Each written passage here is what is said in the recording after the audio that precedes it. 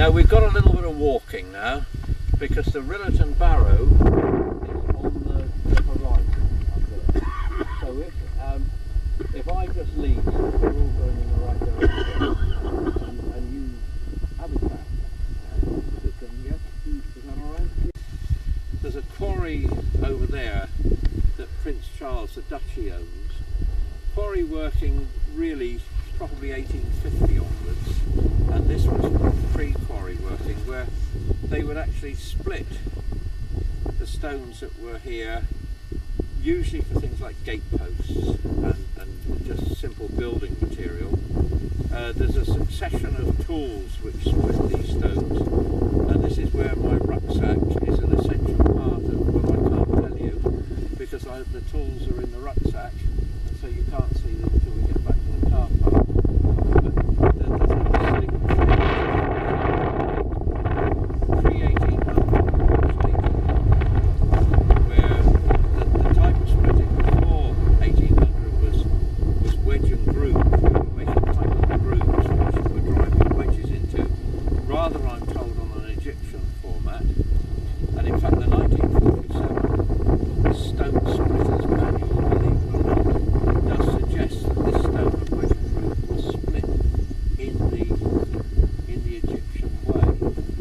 But Peter Herring and I have worked out that granite wouldn't split that easily, driving wooden wedges in. If you wedge wooden wedges into granite, they just pop out as they swell, rather than split the stone.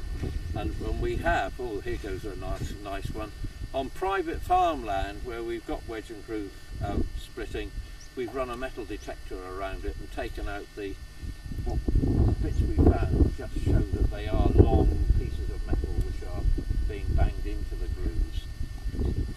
Gradually they weld it down into what I call finger holes, where you get a much better splitting. Holes are separated 6 inches with the grain and 4 inches against the grain. I remember being stupid enough to ask a granite worker, how did you tell that it was grain from granite? So that rather stuffed me for that one.